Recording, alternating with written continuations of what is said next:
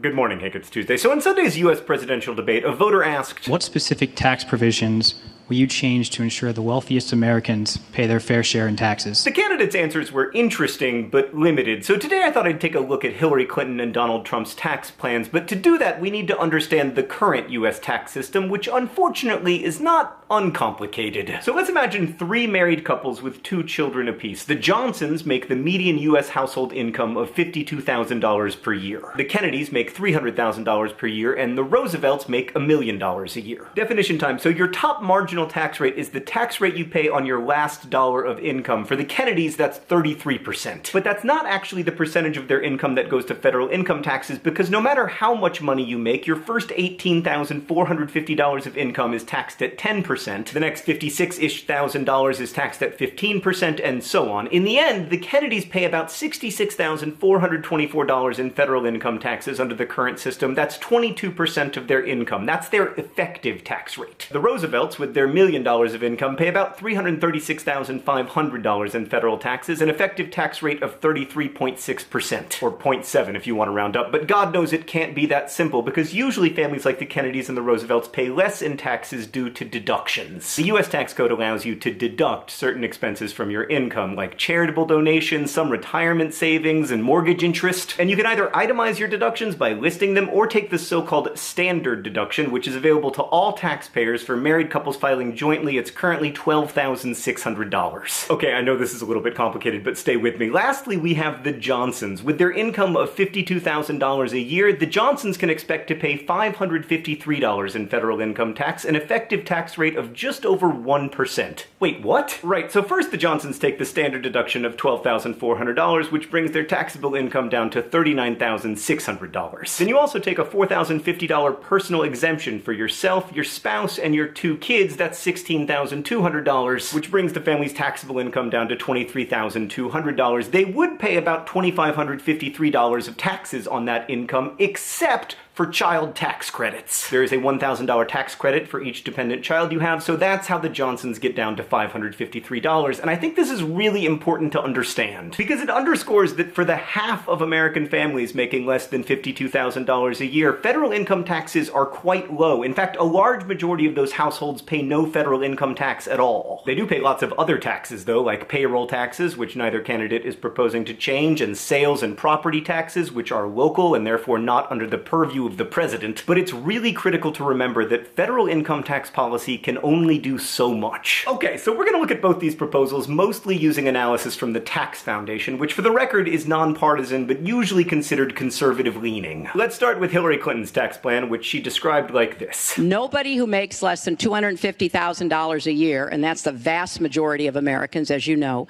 will have their taxes raised, because I think we've got to go where the money is. And that's accurate. Clinton's plan mostly leaves the tax code unchanged, with 4 main differences. First, income over $5 million per year, which is currently taxed at 39.6%, would be taxed at 43.6%. There's a lower tax rate on capital gains, which is like sale of appreciated stock or of a business, and on capital gains over $5 million, Clinton's tax plan would also increase that rate 4% from 20 to 24%. Secondly, households with over $1 million in income would have to pay at least a 30% effective tax rate. So basically they couldn't use deductions to get under a 30% tax rate. Third, carried interest would be taxed like regular income. This is a little bit complicated, but basically carried interest allows many investment bankers to claim most of their income as capital gains rather than as ordinary income, which means they pay a lower tax rate. This would close that so-called loophole. And lastly, Clinton's plan would double the child tax credit and also introduce a new $1,200 tax credit for caregivers. So if you're taking care of an elderly or disabled family member, that credit would be available to you. There would also be some changes to the estate tax, and some corporate taxes would change in an attempt to keep U.S. companies from shielding their income from U.S. taxes. So under the Clinton tax proposal, neither the Kennedys nor the Roosevelts would see their taxes change, unless the Roosevelts are claiming hundreds of thousands of dollars in deductions, in which case their taxes might go up slightly. The Johnsons, however, would see their federal income taxes go from $553 a year to 0 because of the increase in the child tax credit. So just to be clear, at the debate when Donald Trump said, "She is raising everybody's taxes massively. That's just not true for the vast majority of Americans, but there is a cost to tax increases even when they're only focused on the rich.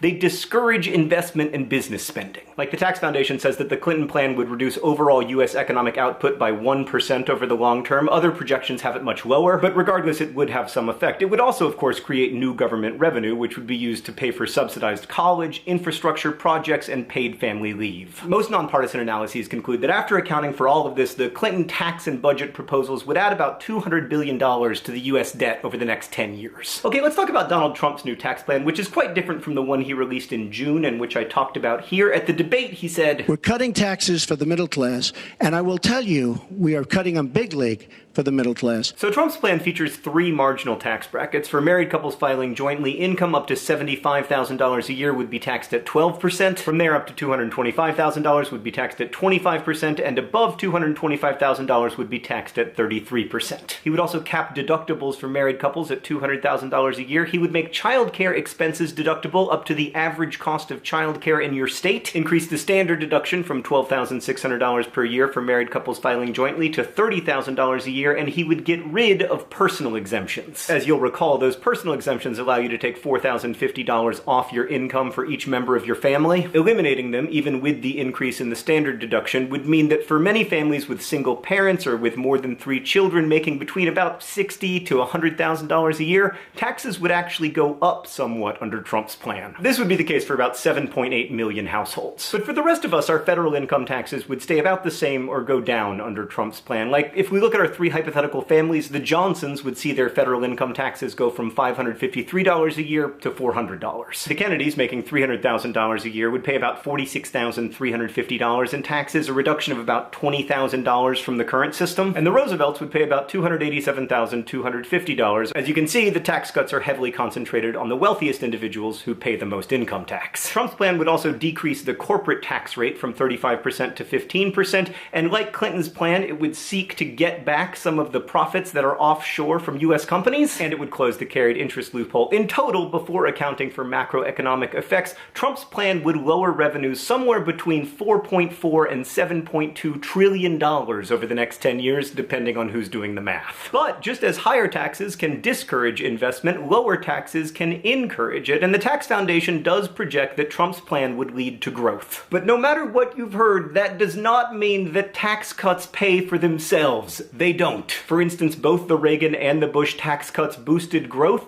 but they lowered federal revenues. The Tax Foundation, which remember is conservative-leaning, says that even after growth is accounted for, federal revenues will decrease under Trump's plan between $2.6 and $3.9 trillion. Now, Trump has proposed to pay for some of this shortfall, around $1 trillion over 10 years, via budget cuts, but he also wants to spend about $500 billion more on the military over the next 10 years, so even the rosiest projections have Trump's total budget and tax plan adding about $2 trillion to the national debt over the next 10 years. That's 10 times greater than under Clinton's plan. And other projections, like those made by the Tax Policy Center, have that number at $7.2 trillion, 36 times greater than Clinton's plan. I want to pause for a second to discuss why this could be such a huge problem. So currently, the US's debt held by the public is about 77% of our total annual economic output. That's high, but it's not so high that people are worried about our ability to pay it back. We know that because interest rates on treasury bills are near zero. It's basically seen as a guarantee that the United States will pay its debt, but if our publicly held debt to GDP ratio gets higher, traditionally when it gets to 100% or 110%, that might change. Lenders might start to get nervous and think maybe the US can't pay its debts, which would make loans to the United States government riskier, which would make them more expensive. Interest rates would go up. To pay for the more expensive loans, the government would have to increase taxes or decrease spending, which would inhibit growth, which would lead to lower tax revenues. That would necessitate taking out more loans with higher and higher interest rates, which would leave less money for programs like Social Security and unemployment insurance, which would further inhibit growth, which would lower government revenues, and pretty soon Greece. This is called a debt spiral, and it is a catastrophe that once it starts is very difficult to stop. It often takes decades to unwind. Now, the chances of a debt spiral in the United States are very low no matter who becomes president. But the Nonpartisan Committee for a Responsible Federal Budget has the 10-year debt from Trump's tax plan rising to 105% of GDP, and that is a very scary level. Now, I want to emphasize that there are serious and thoughtful Republican tax and budget plans out there, but to cut taxes by the amount that Trump is proposing, it is necessary to either cut popular entitlement programs like Medicare or else to cut defense spending dramatically. Serious Republican budget proposals do one or both, and Trump's does neither. So in summary, Donald Trump's tax plan would cut income taxes for most Americans, with the majority of the benefits going to the wealthiest households and small increases on taxes for some middle-class families. Hillary Clinton's tax proposals would cut income taxes for middle-class families with children. The rest of us probably wouldn't see much change, but the wealthiest American households would have their taxes go up. If you'd like much more information, there are links to nonpartisan analyses in the doobly-doo below. I'll also try to be in comments to answer any of your questions. And if you aren't yet registered to vote or aren't sure if you're registered, please go to youtube.com/howtovote in every state and find your state. In many states, the registration deadline is today, so register, please vote. Hank, DFTBA, I will see you on Friday.